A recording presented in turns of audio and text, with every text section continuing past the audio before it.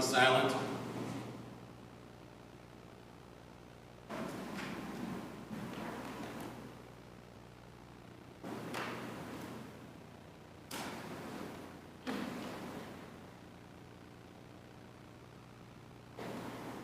I'll give it to you once I sign it.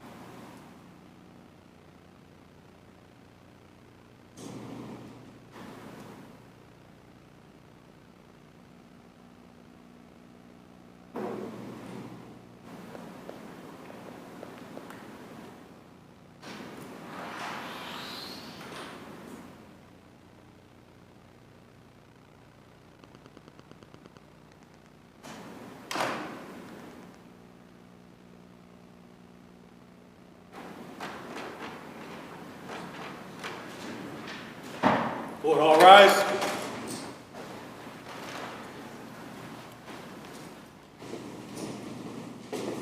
Hear. All persons having anything to do before the Honorable, the Justices of the Appeals Court, now sitting in Boston, within and for the Commonwealth.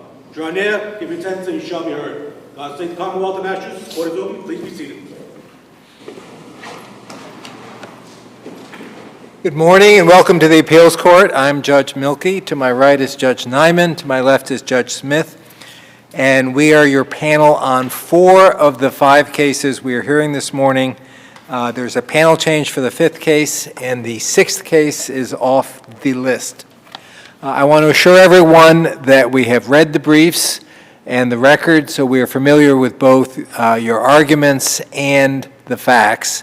And I say that because 15 minutes per side is generally not a lot of time, so we urge you, if at all possible, to cut to the chase. And we will assist you in that effort through questions.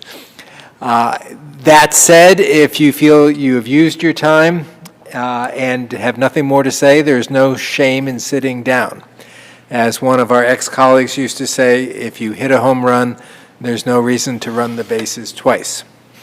And with that, I will call the first case of the day, which is a SORB matter, 2021 P1083, John Vo, number 6615 versus Sex Offender Registry Board. And I will remind the parties, of course, that the case is impounded, so please no names of the petitioner or any victims. Good morning. Excuse me. May it please the court. Attorney Xiomara Hernandez for the plaintiff appellant John Vo. I'm here today requesting that this court lower my client's classification level from a level 2 to a level 1 or remand the case back to the board for another classification hearing. I would assert that the hearing examiner erred I'm sorry, I thought I heard something. The hearing examiner erred by finding that in 1989, my client raped the victim in that case. You focus in part on whether or not the evidence supports attempted rape versus rape. For these purposes, why is that relevant?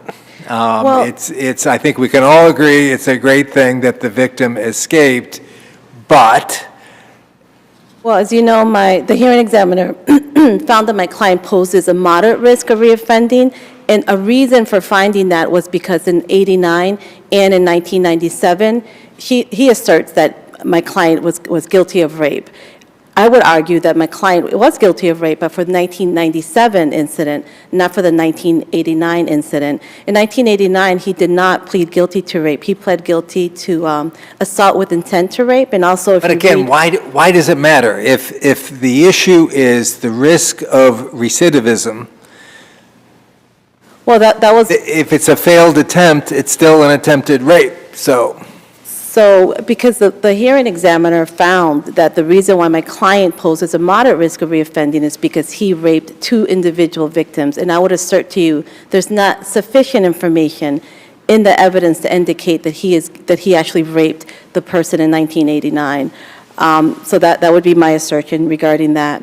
Additionally, the hearing examiner erred by finding that my client, that risk mitigating factor 32, sex offender. Actually, before you move on the Yes. first point, you're aware there is evidence in the record. You cite Exhibit 119, but you're aware there's another report of the officer who interviewed the complainant, the named victim, and she stated, got on top of her and did put his penis into her vagina.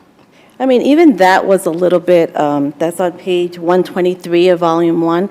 Even that assertion was a little bit unclear because the officer goes on to indicate that he did not finish, which I'm not sure exactly what that means. The way I interpret it. Isn't starting enough? No, I mean, my client, what he did was horrendous, for sure. And, you know, the hearing examiner is proper to take what he did into consideration. But what I'm saying is rape is very different from attempted rape. Why? Because For these purposes, not for sentencing purposes, but in terms of figuring out the risk of recidivism and the potential danger, why does it matter? Because there is in terms of the board, there is a huge difference. They look at it very differently.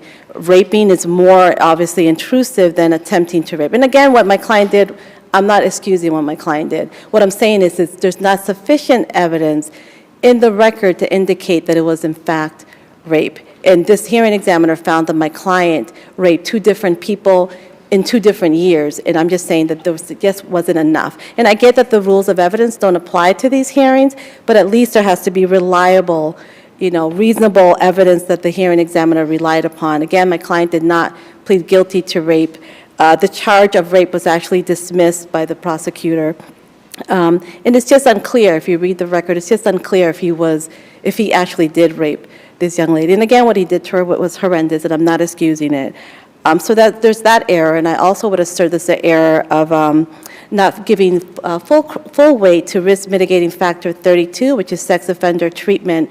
Here, the hearing examiner found on page 38 of the Record Appendix Volume 1 that the reason why he did not give this factor full weight is because there's people in his family, his sister and his long-term girlfriend, who indicate that he possibly did not commit these offenses.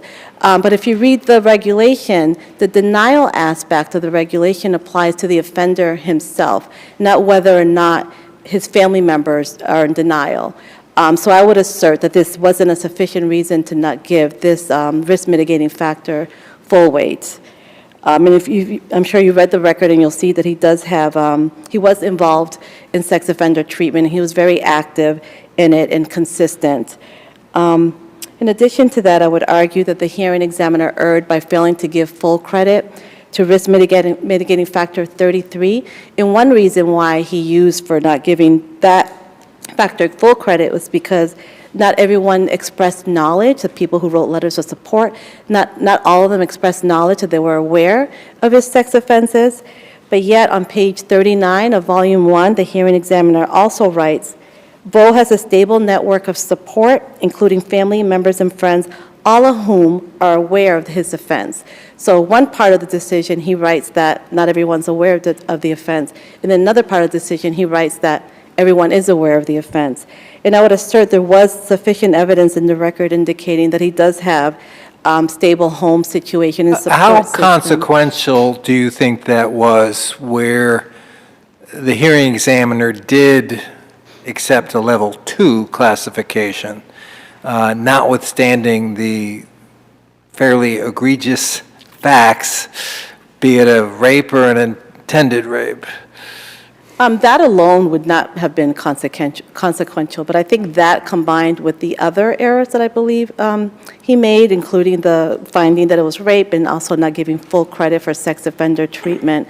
And I would assert, just in the totality of the circumstances, all the facts involved in this case, that my client does not pose a moderate risk of reoffending. As you know, his index crimes were committed multiple decades ago.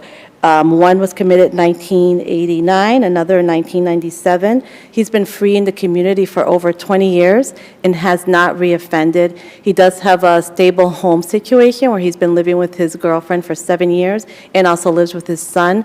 He does have stable income. He was working prior to getting SSI, and he is getting stable income now. And he was seeing a therapist for many years, Dr. Ciampi. And that doctor has known him, I believe, for 10 years or so, and he provided a letter in 2019 indicating that there's no evidence that my client will be at risk of reoffending. Also, my client's 54 years old. He was much younger. He was in his 30s when he committed these, horrendous crimes. Again, but he's 54, and if the regulation number 30, the older a person gets, the less likely they are to reoffend. So that's a factor that the hearing examiner did give him credit for, not full credit because one of the victims was young, but he is getting credit for that. And I would assert that because of these reasons that my client does not pose a moderate risk of reoffending. In fact, he poses a small risk of reoffending. Again, many years ago, love and support of his family, stable income, stable housing, and for all these reasons, I would ask that this court either lower my client's classification level to a level 1 or remand the case back to the board. And if there are no further questions? Yes, you do. Yes. If we were to remand to the court for a reclassification hearing, could the hearing examiner impose any level of classification at the rehearing, whether it was to reduce to 1 or to raise it to a 3? Could the hearing examiner raise it to a 3? Is that what you're asking? Upon further, yes, if there would be, presumably if we were to remand, it would be a de novo hearing for reclassification. So there's two different ways that the board has approached these remands. Sometimes they'll just correct the mistakes that the hearing examiner made and reissue a decision without offering another hearing. And in that case, I would argue that they wouldn't be able to put it at a 3. They would just have to look at the evidence and look at what they had to fix and decide whether or not, my client should be at 1. If they were to have another hearing, I guess in theory, they would be able to increase my client's classification level if there was other things that happened since the hearing, which was in 2020. So if, let's say, he did commit another sex offense or, was violent or whatever, they could possibly increase it if they had another hearing. Thank you very much, counsel. We'll hear from Mr. Chennai. If it pleases the court, It's Your been Honor. too long. If it pleases the court, Your Honor, David Chennai for the board. Getting back to Justice Nyman's question, unless this court orders a new hearing, the board will amend the decision to correct whatever mistakes or consider the mistakes that the court wishes them to look at. In another hearing, unless this individual has committed some other offense since his 2017 offense, I don't see them raising his classification. In theory, they could, but generally they would have to find he's continually doing something more because it's based on current risk and danger. What if the hearing officer had left, and so there has to be a new hearing in front of a new hearing examiner? Would that hearing examiner be bound by the level 2? Well, no hearing examiner, even the original one, would be bound by it, but I think that my experience with the board is, because you're looking at current risk and danger, and this was from 2020, so 3 years have gone by, so it would be harder for them to say he's now a 3 when nothing's happened since 2017. So unless he commits some other offense or does something that indicates antisocial or lawless behavior from 2017 to the remand, the board I would hazard to guess, would not be raising his classification. You're saying that's a matter of practice, though. It's not, for example, akin to a remand for resentencing in a criminal case where the sentencing judge cannot go beyond the original sentence. Correct. It's legally conceivable that a higher classification could occur, but what you're telling us is that's just not the practice of the board. Well, it's like years ago I had a civil rights violation case in front of Judge Barton. And Judge Barton said in a jury waive trial, right before he said, you can't prove civil rights violations. And when the trial ended, he goes, I stand corrected, you can. And so my client was very stunned that I had gone forward with the trial. But, you know, that's kind of analogous to this, is that it could happen. I'd be stunned if it did happen. If it did. Okay. And, you know, really what this comes down to is in 2020, the issue was current risk and danger.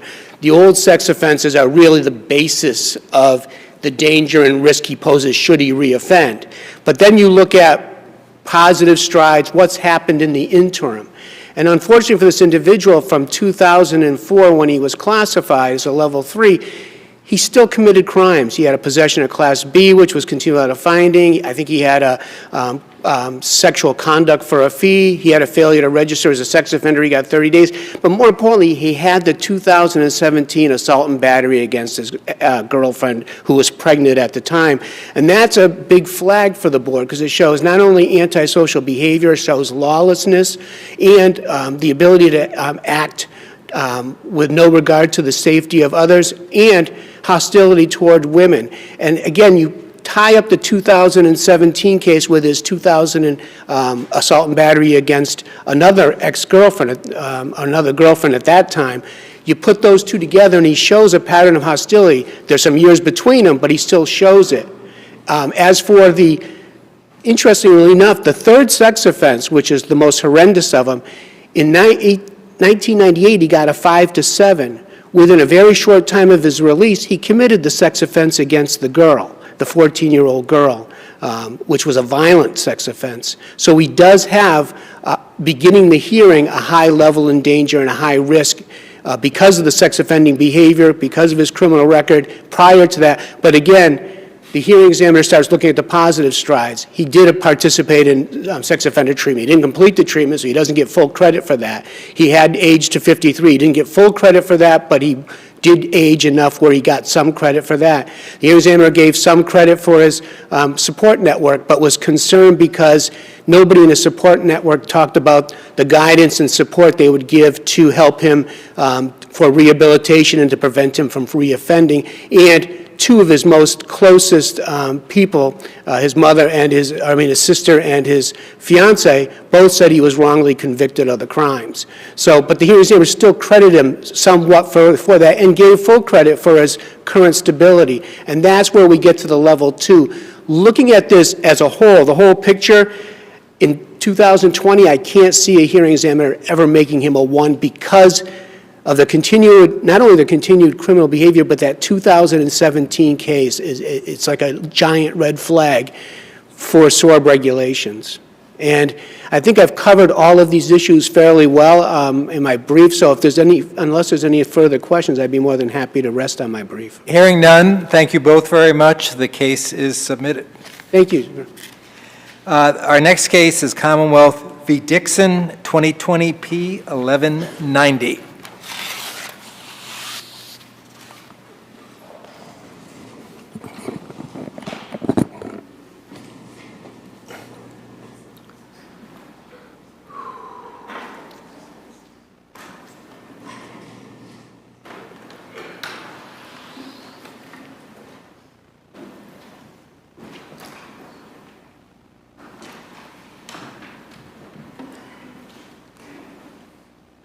Good morning.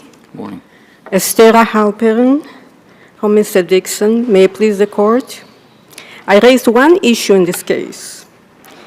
And the issue is whether the judge, by telling the jury that they must follow the law as the judge gives them, deprive the jury of the power to vote their conscience.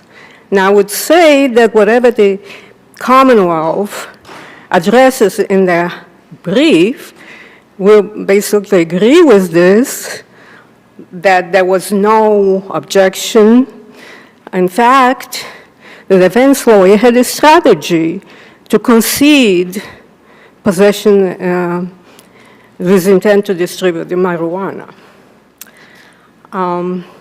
Can I just jump in? Your brief was one of the most interesting briefs I've read in a long time, and I frankly learned a lot about the law in other states and the law in olden times. What I didn't see there is an argument that the lack of instruction here was an error under mass law, as very clearly stated in any number of cases. Why should we, especially as an intermediate appellate court, revisit this issue? Your Honor, I appreciate your kind words. So one of the ways that the counsel could have done this, of course, when raising the issue in the first place with the judge, but I understand that the court feels bound by the decision of the SJC. And I don't see necessarily how the issue, that is a very important issue actually, especially that it has that history that people actually don't know much about. And it reflects the idea that you must follow the law. You sit on a jury, you decide. Okay, but breaking the question down, we cannot disobey the SJC. That's sort of foundational. Where the SJC has clearly spoken on this issue, do we even have the power to come up with a different rule? Well, how would the case necessarily get to the SJC? So are you saying you raised this simply as a way station to preserve your argument, to try to... Frankly, I wasn't thinking about it when I did this, did this brief, because I also had to learn about the power and how the other states see this and how the history evolves. But this issue of depriving a juror, telling the juror, you must judge this person, this defendant, but you deprive the juror of actually being true to their conscience, is a very serious issue that should be addressed. Now, it is addressed in numerous and voluminous articles by historians of the law, both in England and in the United States. And doing justice in individual case is what we ask the jurors to do. But yet we deprive them of their ability to do justice and to bring the law and justice more closely together. Now, I think the concern that I have is that there may be some juror that knows about their power and believes in that power. So that means that some jurors may actually act on it, and another jurors would not. Another jury would not. I'm sorry to interrupt. Is your argument grounded in the federal Constitution or the state Constitution? It's grounded basically in the history, and the history is that for a number of decades, the jurors understood that they had the power to rule on the law. So it sounds like you're making the argument that the basis is common law, not constitutional. Is that correct? Well, it's constitutional in the sense that if the jurors should have the right to, not just the power, but should be informed that they could act on their power. So if it's constitutional, I go back to my question. Are you basing this on the federal constitution or the state constitution? Only on the federal constitution as it relates to structural error. So I suppose that answers Justice Milky's question in terms of how this case could get, how we could make that ruling. If we are addressing an issue that the United States Supreme Court, for example, had weighed in on, it waited and the on, Supreme Judicial Court had not ruled on it under federal law, that would be a way for us to decide the case, I suppose. well, I agree that that's a hurdle. I mean, I agree. But I think that the Commonwealth's argument just doesn't address the issue, the really important issue in this case. So putting all of this aside, whether or not we even had the authority to look at this issue, why should we do it in this case where at trial there was a very conscious strategic choice made, unusual and from all appearances highly successful, where counsel said, my client's guilty of this, but not guilty of that? Why should we then give a second bite of the apple and say, no, even as to what counsel said he was guilty of, he gets another bite at the apple? Well, one reason is the nature of the offense, that this was at the time where the public, the conscience of the public, voting directly on the issue of possession of marijuana was definitely going in opposite direction than the law was, as decided by the legislature. So in 2016, they passed a law.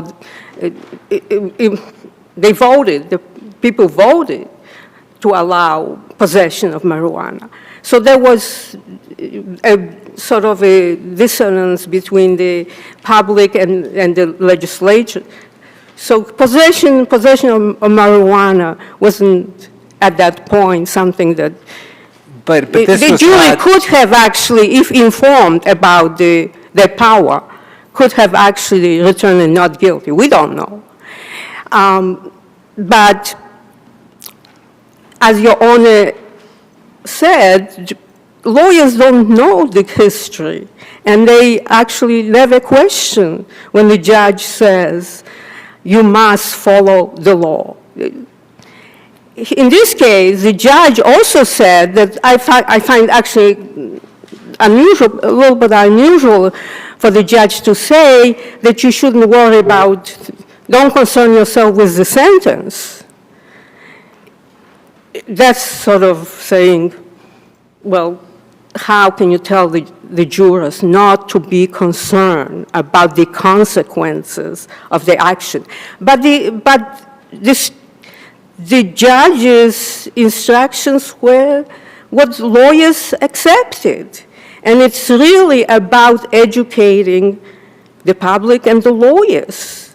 And then we will have a judgment of the jury that both is consistent with the law and individual conscience of the jury in individual cases. I would ask the court to reverse, and thank you. If no question. thank you very much, counsel. We'll hear from Mr. Stark.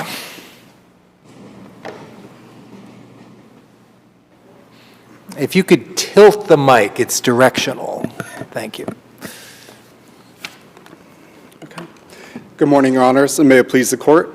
My name is Trevor Larned Stark, appeals intern at the Suffolk County District Attorney's Office, and I'm appearing by motion before this Court alongside Assistant District Attorney Catherine Sherman on behalf of the Commonwealth. The Commonwealth asks this Court to affirm the defendant's 2018 conviction for possession of marijuana with the intent to distribute. because the jury instructions were proper and the jury was not divested from the ability to vote their conscience. The defendant argues that the trial judge committed structural error and challenges 4 of the jury instructions in particular. The first 3 of those instructions deal with the role of the judge as the judge of the law, and the 4th instructed jurors not to consider sentencing in reaching their verdict. Each of those instructions accurately explains the respective roles of the judge and the jury, and they mirrored previously upheld instructions and the model instructions. As this court noted, the Supreme Judicial Court has repeatedly held, including in Diachenko and Rakes, that where instructions are accurate statements of the relevant law, giving them is not error. Have we ever explicitly addressed the issue of jury nullification? Yes, Your Honor. Several times, actually. Turning first to the instruction that the court is the judge of the law. What's the lead case in Massachusetts on jury nullification, the right for a jury to nullify? Commonwealth v. Kirwan, 448 Mass. 304, that's from 2007. The SJC said that jury nullification is inconsistent with a jury's duty to return a guilty verdict of the highest crime proved beyond a reasonable doubt. And the SJC also addressed this in Commonwealth v. Hebert, saying that although it is improper to disregard the law, it still remains within their power to do so. And that's the distinction we're trying to draw, is the ability of the jury to acquit conscientiously, but that is not a right that jurors have. So how does a jury, in the face of that instruction by the judge that you must apply the law as I give it, which is another way of saying there's no right to jury nullification, how does a jury have the power? Does it just stem from the fact that whatever a jury does is sacrosanct and we don't enter jury deliberations, or is there some other rationale? Yes, Your Honor, that jury nullification is in essence a byproduct of the privilege we give to jury deliberations. We're not going to intrude into the jury room to ask about the deliberations. We're not going to go through whether each element of or whether individual facts of the crime were proven. We will take the general verdict, which says guilty or not guilty, and we will not intrude into their deliberations or their rationale for reaching that. So if a jury is nullifying, we would never know. And even if we did, it doesn't matter because jeopardy's attached. Exactly. And because So, go ahead. No, you seem to suggest in your brief that any kind of special verdict is improper. Is that right? No, Your Honor, just simply that the jury has the right to give the general verdict, and that in doing so, we are not going to look into the individual, the facts that have been proven. We're not going to ask why the jury reached their verdict. No, but say the prosecutor and defense counsel agree that, we're not going to have them find facts, but in a particular case, we want it broken up into 2 pieces, not just guilty or not guilty. Is that doable under state law? My understanding is yes, that would still be permissible, Your Honor, as long as the judge is merely inquiring as to whether each of those elements has been met, rather than getting at the reasons why jurors have reached those, or have reached that result. So, otherwise stated, special verdict forms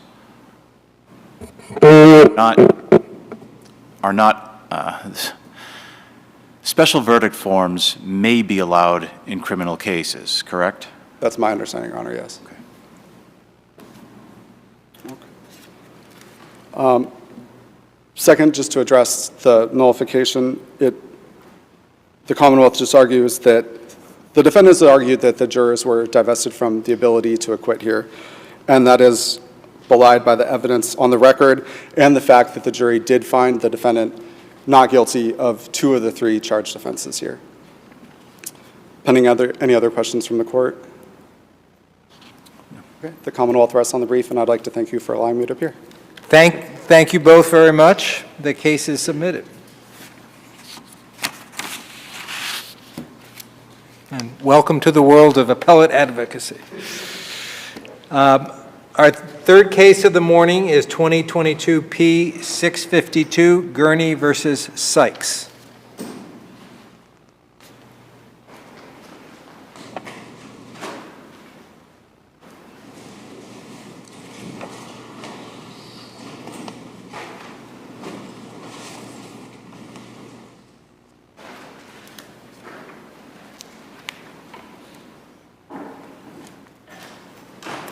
May it please the court, my name is Seth Roman from Orleans, Massachusetts. I represent the appellants Bernard G. Sykes and Palm Beach Yachting Incorporated. Unfortunately, I also represented them at the trial court level. In this case, the issue before the court is whether the trial judge abused his discretion by denying my client's motion for extension of time for filing a notice of appeal. The circumstances of this case are outlined in the brief, but briefly, the judgment in this case issued on March 10th of last year. Any notice of appeal was to have been filed on or before April 11th. On April 6th, counsel for the defendant, that's me, became sick at work and I was required to return home early. On April 7th, I tested positive for COVID-19, remained in quarantine at home in my basement until April 12th, in accordance with guidelines that existed at that time. Your affidavit contains all of these facts. I mean, the affidavit that you filed at the trial level. It is understandable during COVID that you would be quarantined. What the affidavit does not state is an inability to still comply with the deadline or lack of knowledge with the deadline. So we don't know, nor did the judge, for example, whether or not you were aware of the deadline but couldn't do anything about it. You were unaware of the deadline, whether you were in bed with a 104 fever and simply could not do anything, in which case that might present an emergency situation. The affidavit is silent, for example, as to whether or not you had access to a home computer or a telephone and could have contacted someone at your firm to file this for you, or could have contacted the clerk's office. I think that's where the judge struggled with this. And if those facts existed after the judge denied the motion, you certainly could have also filed a motion for reconsideration, filling in the details of that. So it begs two questions. The first is, why did you not file a motion for reconsideration? But before that question, I think you need to explain to us why there are those gaps in the affidavit. Sure, the record is what it is, first of all. And I'd say that it would be a lie if I were to take the position that I was physically unable under any circumstance to place a phone call to somebody from my office who could have taken my place or contacted the court or done something like that. We respect and appreciate your candor in that regard. Thank you. So it's what I'd state, though, is that it's not an impossibility standard. It's an excusable neglect standard. And under the judge's decision, the trial court's decision, there were two kind of primary errors that I focused on. One, which I won't focus on as much today, is that the judge seemed to take the position that if it's a matter of attorney neglect or an attorney's oversight, then that is an important factor to be used in making this decision. I agree with that position. However, the judge seemed to suggest that he should not exercise his discretion if the attorney is making the mistake rather than the appellant, the party himself. And the case law actually says otherwise. Generally speaking, if an attorney is the one making a mistake, the party should not be punished for that mistake. There's a general judicial reluctance to charge a party with the errors or omissions of his legal representatives as opposed to his own errors and omissions. And the court is supposed to consider whether, if the errors and omissions were by the attorney, whether there was a deliberate flouting of the rules or strategic disregard of procedural requirements in the case, rather than simply that a mistake was made. Now, under the circumstances, we're talking about a one-day delay. It was literally one day after the appeal deadline was filed that the motion was served. And there's no dispute that the correct procedure, that is Rule 4C, under Rule 4C was followed. But more importantly, the judge in his decision indicates that the reason that the motion is being denied is that counsel could have filed the motion 10 days after the judgment entered, or 15 days after the judgment entered, or 20 days after the judgment entered. And specifically says, here judgment entered on March 10th, 2022, and according to counsel's affidavit, it was April 6, 2022 that counsel fell ill and therefore did not file a notice of appeal within the time allowed. As the plaintiff's opposition points out, there was ample time to do so prior to falling ill. That's the only factor that the judge cites in his opinion, that it could have been done before counsel fell ill, not that it could have been filed by somebody else while counsel was ill. Simply that there was enough time beforehand for it to be filed. And while I would agree that that may be one factor to be considered in general, it sets a very dangerous precedent, and it's susceptible to arbitrary application. The rule is 30 days. If that rule is exceeded and the court says it could have been done before the 30-day deadline, that's not a factor that should be considered by the court, or at least relied upon by the court. Counsel, you didn't address the merits of any appeal in your brief.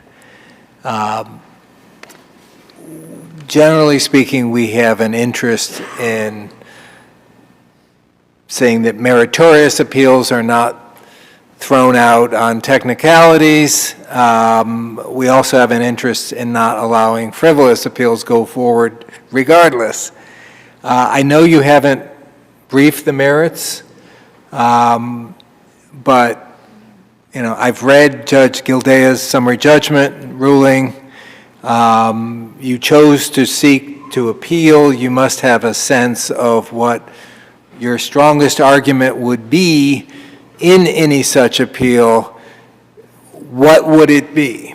Sure, it's a very narrow appeal, Your Honor. This isn't a situation where there'd be an argument that Judge Gildea's ruling was in any way deficient. It's simply a matter of Judge Perino, who issued the judgment ultimately upon motion following summary judgment on liability, that he miscalculated the damage amount. Specifically, the gist of the damages was that my client obtained approximately $800,000 from this trust that he was trustee of. And he then misused that money by spending it on boats that he was refurbishing through this company, Palm Beach Yachting. He called it an investment. So if I could just rephrase what you just said, the error you would be arguing is not in ruling that your client was liable on summary judgment. It was in translating that into the judgment itself that had specific damages, et cetera. Correct. So my client was found liable on multiple counts. I mean, there was a fiduciary breach claim. There was a constructive, I'm sorry, I apologize. Many counts he was found liable on. The rest were dismissed. And the rest were dismissed, correct. Two of the counts were basically that he converted funds by taking them out of not just the trust in Palm Beach Yachting, but using other companies that he was involved with. Those converted funds, I would suggest, were on appeal. The argument would be that those converted funds were part of this $800,000 that he had taken initially from the trust. rather than separate line items of damages. So although certain aspects of damage resulted from certain causes of action that were brought, overall the damages were all subsumed by this $800,000 figure. And we're talking about, it's simply one figure of $25,000 that's entered into the judgment, and another figure of $27,400. So we're talking about just over $50,000. So you're not, in the underlying case, you're not contesting liability, you're contesting the calculation of damages, which it seems to say that the judge somehow maybe double counted in some area to the tune of a total of $52,000. That's correct. So at a minimum, you would agree that your client is on the hook for $748,000 plus attorney's fees, interest, et cetera? Yes.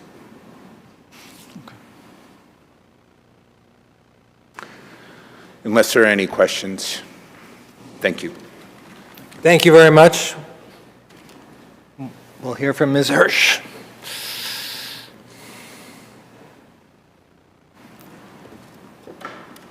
Good morning, and may it please the court. My name is Jillian Hirsch, and I represent appellees Lorraine Gurney, Austin Gurney, and Amil Weinstock in his capacity as trustee of the First Amendment and restatement to the Lorraine R. and Austin W. Gurney Trust dated May 2016. The trial court in this case did not abuse its discretion by denying appellant's motion for an extension of time to file a notice of appeal where the appellant's failure to timely file the notice did not constitute excusable. Now, counsel, the only reason the judge gave was, and I'm paraphrasing slightly, counsel could have filed it in the 25 days before he got sick. Focusing on that narrow reason, isn't that just wrong as a matter of law, that's beside the point? It is not beside the point, Your Honor. Excusable neglect is a very demanding standard, and the case law in Massachusetts reflects that fact. To suggest that excusable neglect was present here because counsel for appellants No, but merely I'm asking you to forgot. focus on the first 25 days. Yes, Your Honor. Essentially, for the first 25 days, counsel for appellants forgot to file the notice of appeal, and then claims that his failure to file the notice of appeal was excused by the last 5 days of that 30-day period. In fact, Your Honor, I believe, and this is not in the record, but I believe the only reason that appellant's counsel realized that deadline had passed was because we promptly filed with the court a request that an execution issue. I served Mr. Roman with that at 3 o'clock on April 12th. Is this in the record? The current timing, record before us? It is not, Your Honor. So I do believe that the 25-day lapse is important, but it's not the only. Let's assume we disagree with that. Yes. And the case hinges on what's in the affidavit regarding those final 5 days. What's your argument then? My argument would be what Your Honor mentioned at the outset of this argument, which is Mr. Roman in his affidavit fails to state, number one, that he was unable to file the notice of appeal once he was quarantined at home. As you mentioned, Your Honor, he could have reached a computer. He could have made a phone call. He could have done it himself. It's a very simple one-page notice. He could have asked any one of the 13 attorneys at his firm to do it for him. It was easy to get that done, and he didn't do it. But that wasn't the grounds on which the judge relied. And typically, we're reviewing a question of abuse of discretion, and the grounds on which the judge relied are erroneous, we send it back. Because we don't know if the judge would have come up with a different result it's not that, we decide that the judge could have used his discretion in a certain way. It's whether he did. And how do we answer that question if the only grounds he cited may be erroneous? Your Honor, I would point out that this court, in the first instance, is assessing whether or not the trial court judge abused his discretion. There's really two levels of discretion here. Whether the trial court judge abused his discretion. And the appeals court has stated that that means you need to determine that the trial court judge that his decision-making was exercised in a fashion that could be characterized by arbitrary determination, capricious disposition, whimsical thinking, or idiosyncratic choice. That's a very high standard. Even if, however, the trial court judge had determined there was excusable neglect, there's still another level of discretion that the trial court could have exercised. Rule 4C says that upon a showing of excusable neglect, the lower court may extend the time for filing a notice of appeal.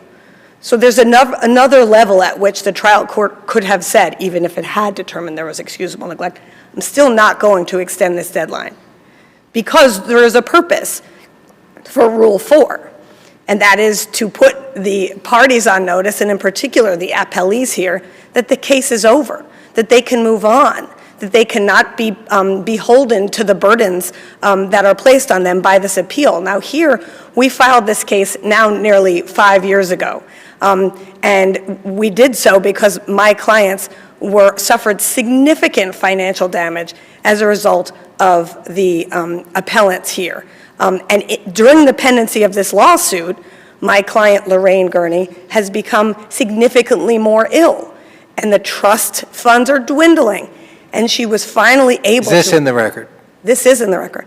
And she was finally able to obtain this judgment for $1.5 million, $1 million of which is damages and in excess of $400,000, which is interest. She should be able to access those funds so she can pay for her own care. She has around-the-clock care, and it's very difficult to pay for that without access to these funds. So if this appeal allows the appellants to move forward with an underlying appeal of the judgment, which has been stated here today would really only address $50,000 of a $1 million damages claim. This case will be tied up for a very long time, and my clients will not be able to access those funds that everybody agrees should be there for their benefit. You agree with your brother's representation that the amount in controversy on appeal is approximately $52,000 out of the $1.5 million judgment? I do, yes, counsel has represented that to me in the past, that if he were able to proceed with the underlying appeal, that's what it would be. It's certainly not the role of this court to tell the parties what to do, but there is time. This panel has not made up its mind, I can assure you, none of us, as to what direction we're going with this. Unless and until we issue our decision, there is time for counsel to discuss, perhaps meeting somewhere in the middle and resolving this short of, with predictability of outcome and a guarantee, as opposed to the unpredictability with which the court will decide this case.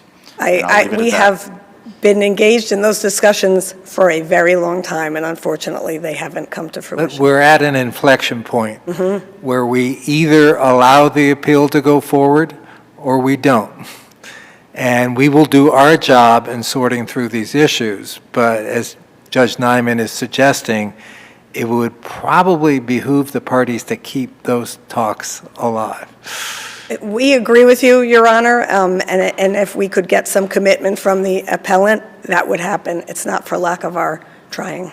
And I'm not as deeply versed in the merits as I might be in other circumstances, but it strikes me that there also might potentially be a middle ground in terms of moving assets over without resolving any appeal. So letting a limited appeal go forward while satisfying your client's needs to see what she's entitled to in the interim.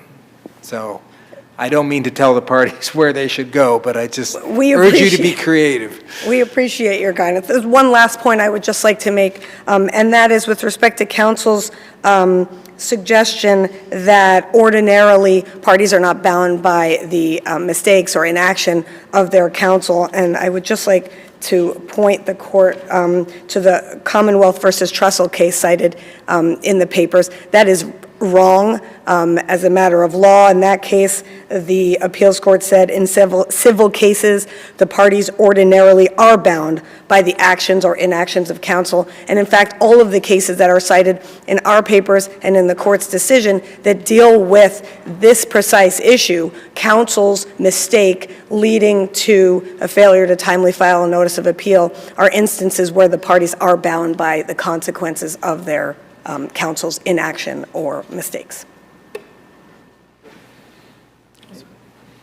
Thank you both very much. Interesting little chestnut. The case is submitted. We're going to hear one more case before we break for a panel change. And that is 2022 P415, Cass versus, I believe it's Bosch, but I am willing to be corrected and apologize if I need to be.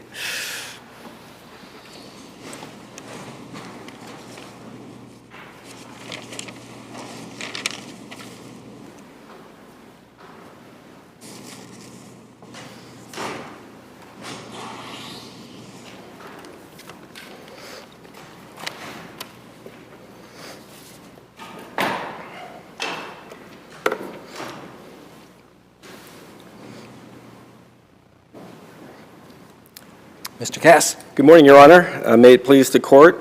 My name is Stephen Cass, and I'm representing myself in this matter. I'm requesting the court to reverse the Superior Court decision.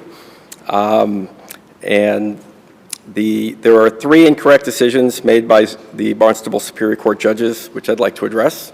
Could we just address first your argument that you should be entitled to some amount of leniency because you're representing yourself? Sure. And my question isn't whether that proposition is supported by the law, it's what exactly are you arguing in terms, operationally? Sure. You're not arguing that the 3-year statute of limitations does not apply. So what is it, on what point do you say we should be lenient? In drafting the complaint pro se, I included far too much information for fear of leaving things out, which I believe confused the judge. And so I think in terms of being lenient about how I crafted the complaint, it was not as concise, and I think it provided information that was irrelevant. But you're not saying the information isn't true. You, in fact, allege it is true. So Yes. Why shouldn't we take that into account? I'm asking the court do, because it was, again, trying myself. I'm simply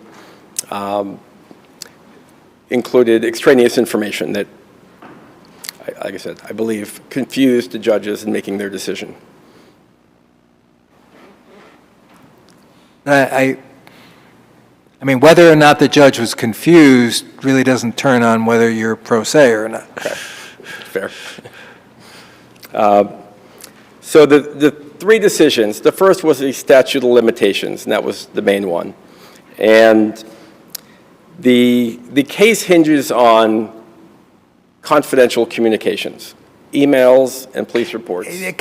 I want to drill down on what you mean by confidential, because all, or at least mostly, the emails we're talking about are emails between people with school board officials.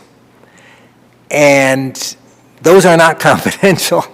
They may be unknown at various points, but they're hardly confidential.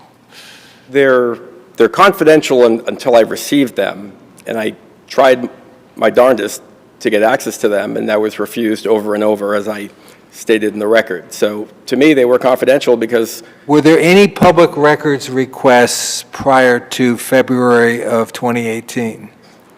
Prior to February of 2018, There were not, because those documents should have been provided as part of my lawsuit, my whistleblower lawsuit.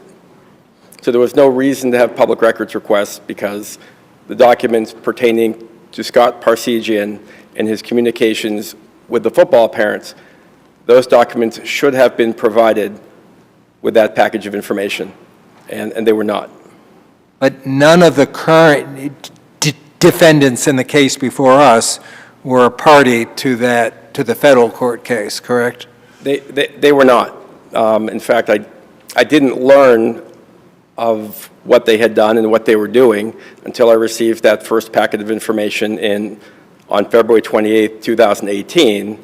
After that, I made requests of counsel to provide more Scott Parsegian emails. They didn't. I made numerous public records requests in January 2019, and they offered to provide documents for over $83,000. On May 1st and 4th, 2019, I made a request, which the council denied, the school's council. And then finally, on September 11th, 2020, I paid $2,800 for documents I made through a public records request. So once I learned who was doing what, and I didn't know that before February 28th, 2018. Can I just push back a little bit on that, because I credit that you certainly didn't know the full scope of this until then. At least we need to assume that for purposes of this case. And with regard to particular individuals, especially those at the periphery of this, you may not have known that they were involved until you got the document dump on February 2018. But a lot of the stuff on which you base these claims are things like letters to the editor that were published, or online petitions involving hundreds of people. And speaking only for myself, it starts to strain credulity that you were not aware of much of this. Sure, I think that's crafting the complaint pro se. I added too much information about that. There was a great deal of public discussion. There was a lot of anger directed at me during this time. This wasn't about 10 people. This was about an entire town.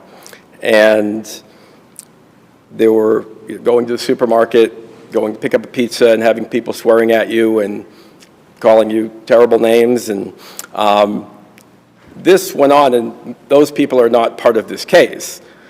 So to know who was doing what behind the scenes. No, but for example, when, as you allege in your complaint, Mr. Jones approached you in the restaurant and said, "We're not done with you yet," doesn't that signal that there's an organized effort out there involving more than Mr. Parsegian and Mr. Jones that perhaps you should look into?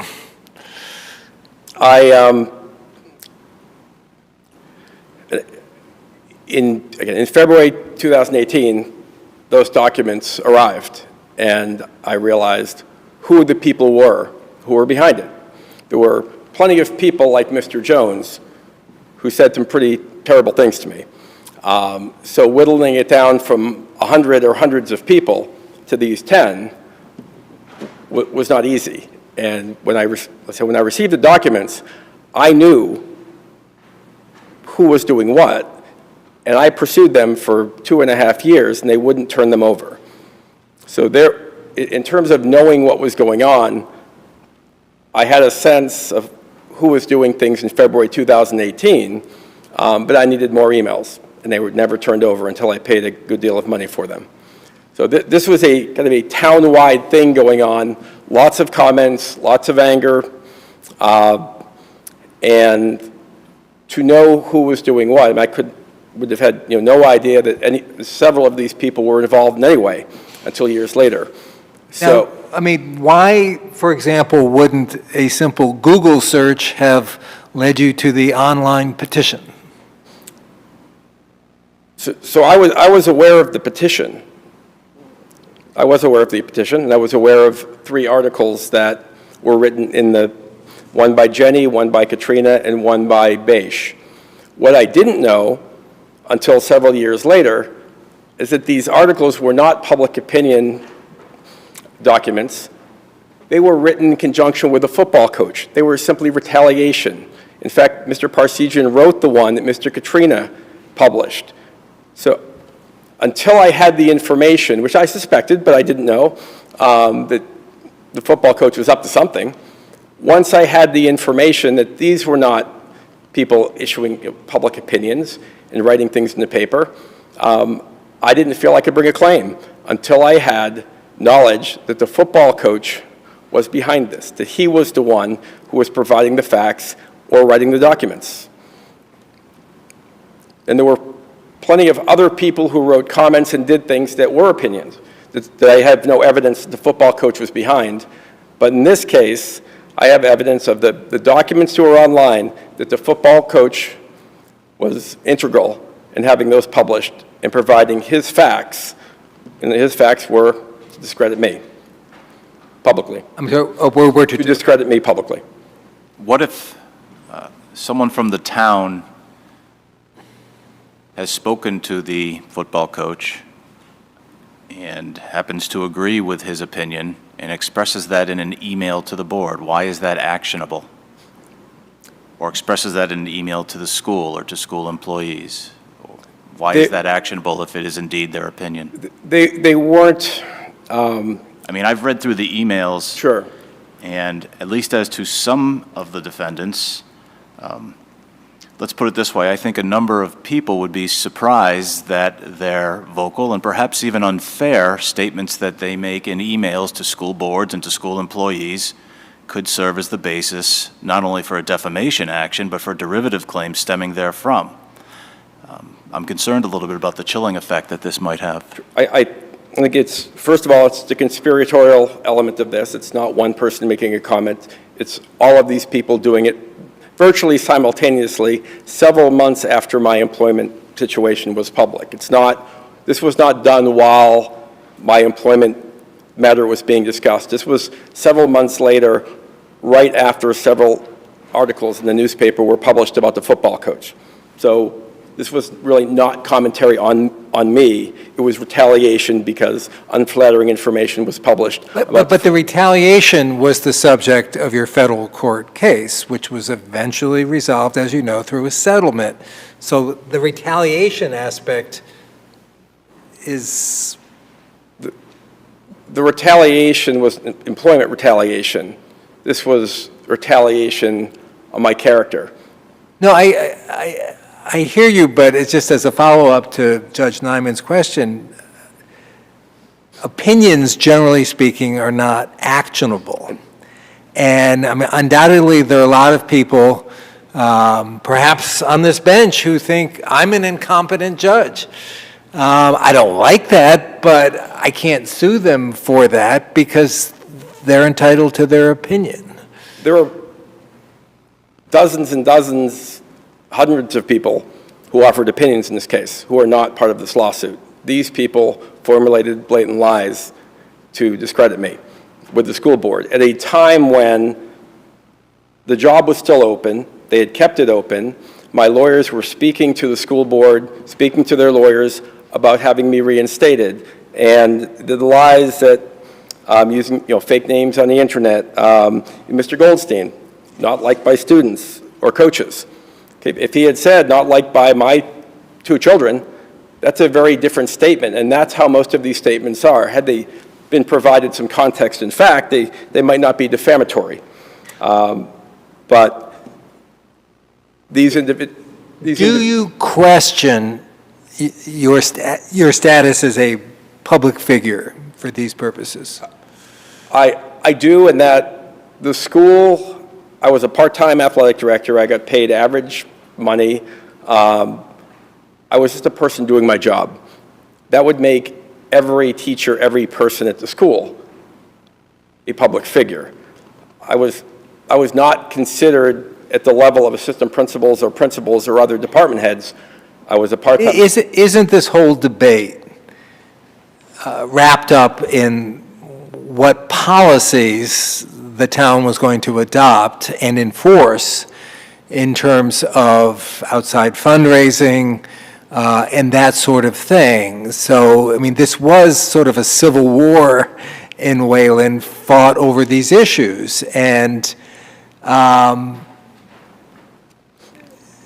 putting aside the nature of the position in charge of the athletic program, weren't you the center of the debate about these issues? I was back in June about my employment. I certainly wasn't in July. And I think regardless, malice underlies all of this. This is just, so even if I'm a limited purpose public figure, malice overcomes that. Well, let me test that for a second, because focusing on Mr. Jenny in particular, because his counsel will be arguing in a moment, he sent his email out in draft form first and said, I'm paraphrasing because I don't remember the exact quote, but tell me if this is 100% accurate. Isn't that the opposite of malice? That he's fact-checking to make sure he doesn't put out there something that is not true? So Mr. Jenny had already been in communication emails with the football coach about getting his story out prior to sending that out. He's sending that email to the football coach to get his version of events. So he's providing, again, he's Mr. Parsegian's, Coach Parsegian's mouthpiece. Several days after that was published, I reached out to Mr. Jenny and said, if you'd like the facts of the case, I'd be happy to provide them, and he refused. So if Mr. Jenny actually wanted the facts, he would have taken me up on my offer. All he was doing is he was supporting his friend Scott Parsegian by being his mouthpiece and providing the facts as they were to Mr. Parsegian. Nothing. Mr. Cass, I'm afraid your time has expired. Thank you both. Thank you very much. I appreciate it. For whatever it's worth, you've done an excellent job as a pro se party.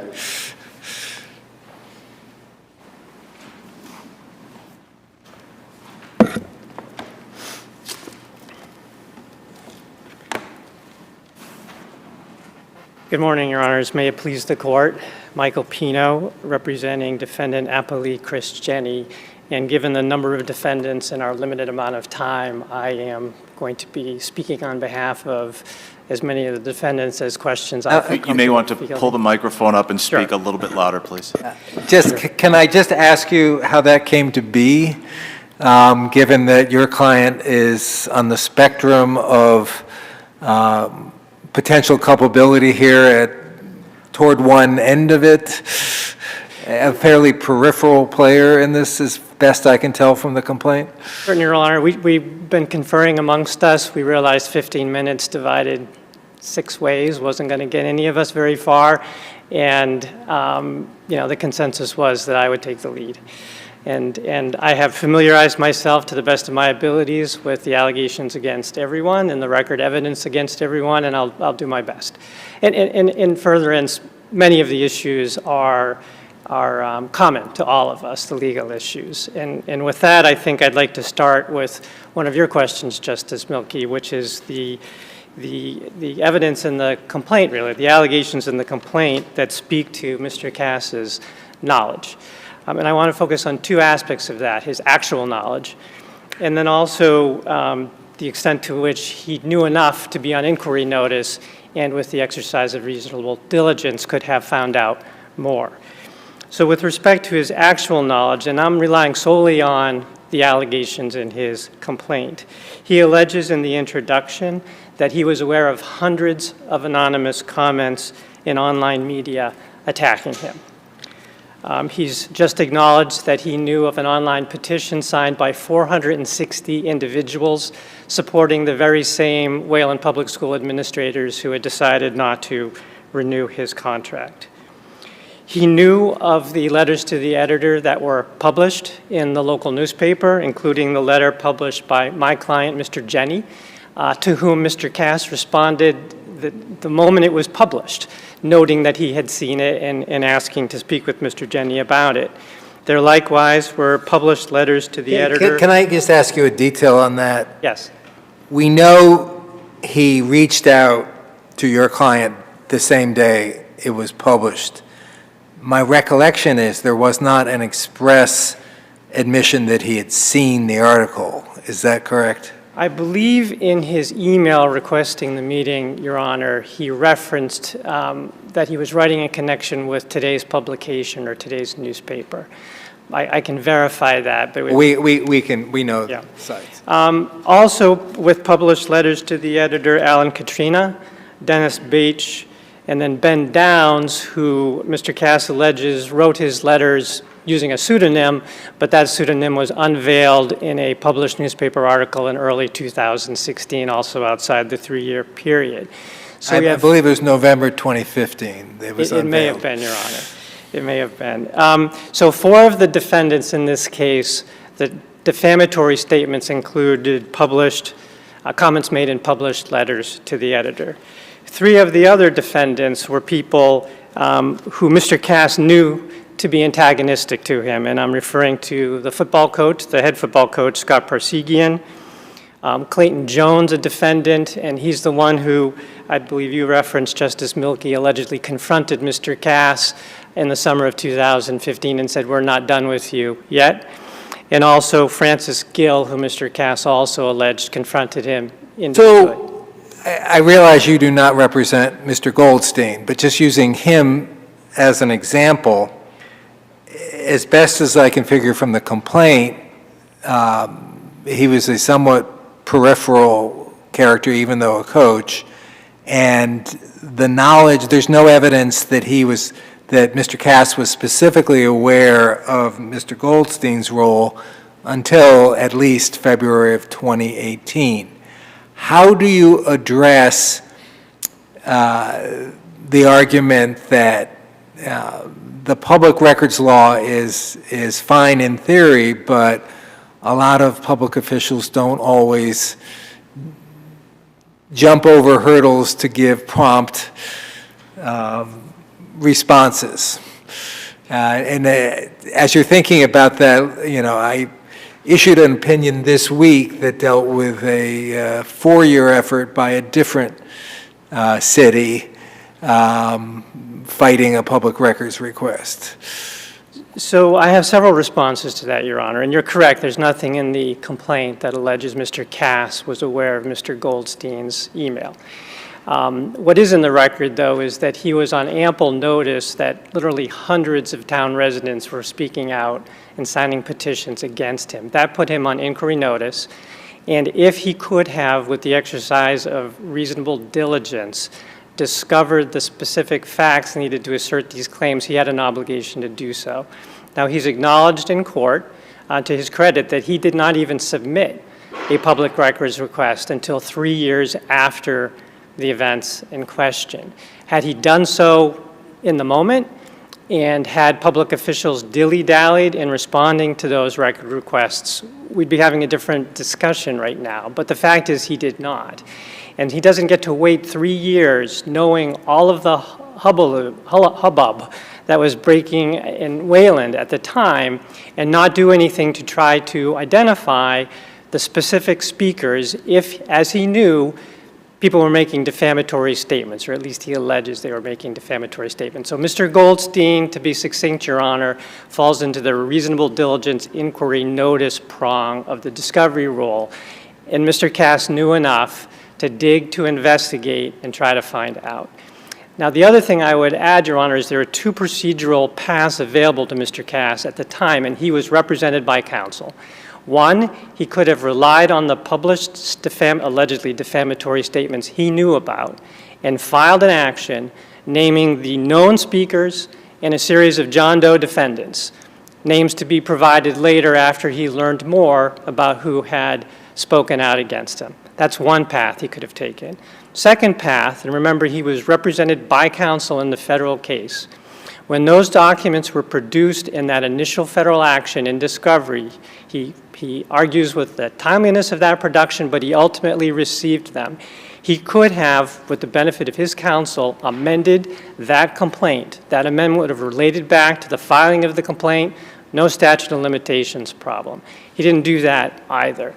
So he is here really through the inaction, not only of himself, but also of his counsel in that initial federal case, and that does not save him from the consequence of the running of the statute of limitations. Can you address the impact of the settlement agreement in the federal case on the present case? Yes, Your Honor. Two impacts, really. First, as to the 4 defendants who were either employees, agents, or servants of the Wayland Public School System, and those would be Scott Persegian, football coach, Kerry Murtaugh, a volunteer football coach, Ben Downs, a swimming coach, and I believe it's Jennifer Goodfellow, who was appointed by Mr. Cass to serve on a cheerleading committee. Those 4, as employees, agents, or servants of the town of Wayland, would have been encompassed by the terms of the release. Now, I understand, I'm sorry, Your Honor. Well, I think we're probably going the same direction. Are you aware of Judge Pasquale's ruling in the separate case? I am. I am. And why isn't Judge Pasquale correct that the last-minute insertion of the word "it's" changes everything?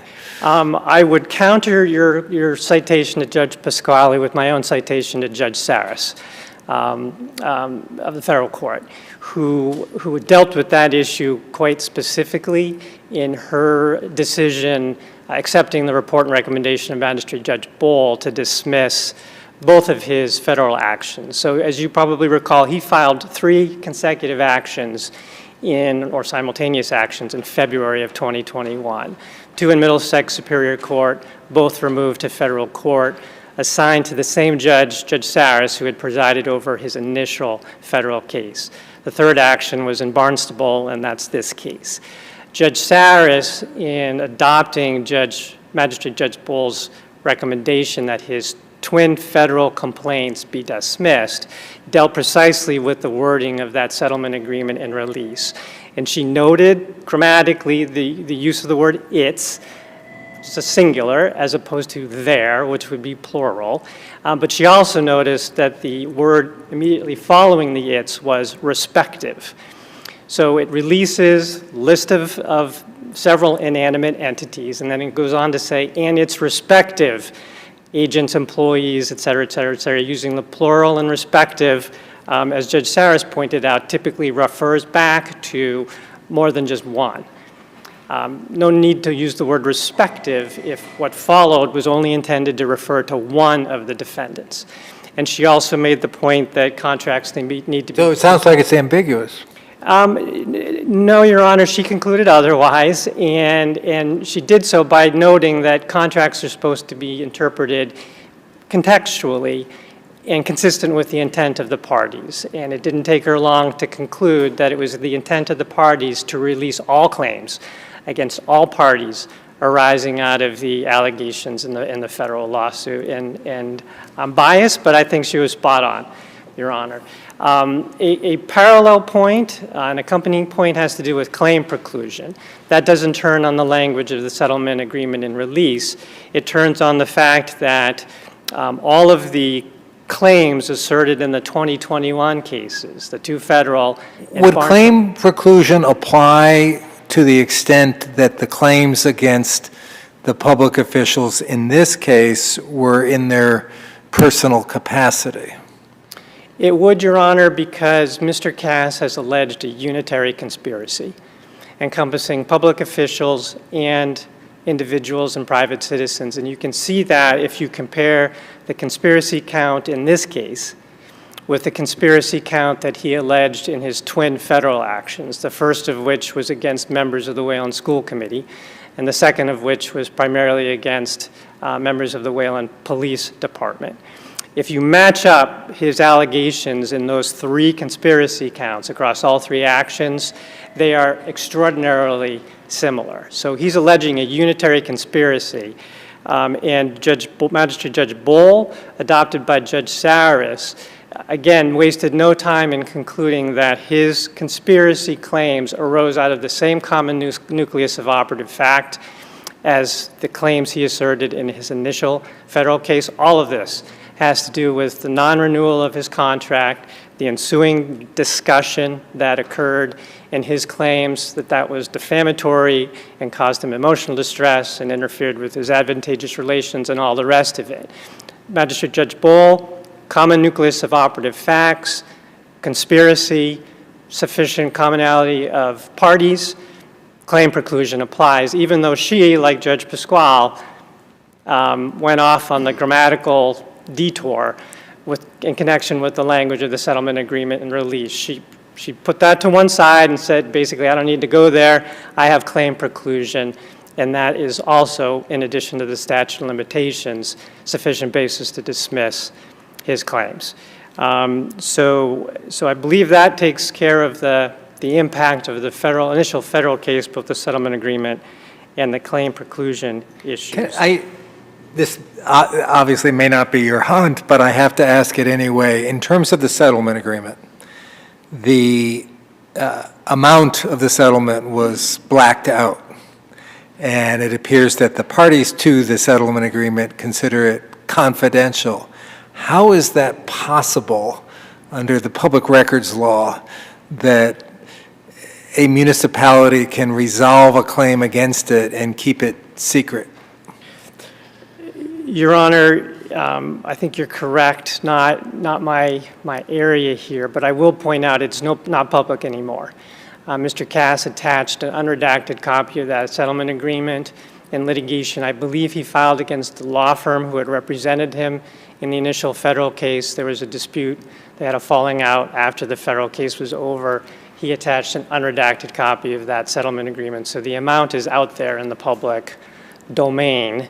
Whether it should have been right from the outset or not, I leave to others to address in another case, perhaps. Well, for the record, we do not need to know the amount to resolve this case, so I'm not going to inquire further, but I had to ask. I appreciate that. And then just quickly, Your Honor, on defamation, absolutely, Mr. Cass was a limited public figure. See Beck, see Gertz, which is a U.S. Supreme Court case. He did not adequately plead malice. Malice obviously is not ill will. Malice is actual knowledge of falsity at the time you make the statement. The Supreme Judicial Court addressed that. Or reckless disregard. Correct. The Supreme Judicial Court addressed that in the Edwards case, and said it is not enough to simply allege that someone acted with malice. You need to plead specific facts showing. And last point, Your Honor, absolutely non-actionable statements of opinion. I'm most familiar with Mr. Jenney's letter. It is replete with statements that he uses to preface his comments. It is my perspective. It is my perspective. That's classic opinion language, and for that reason, the defamation claims fail as well. Thank you both very much. The case is submitted. That concludes the hearing with this panel. We're going to take approximately a 10-minute break, and we will reconvene with a slightly reconstituted panel.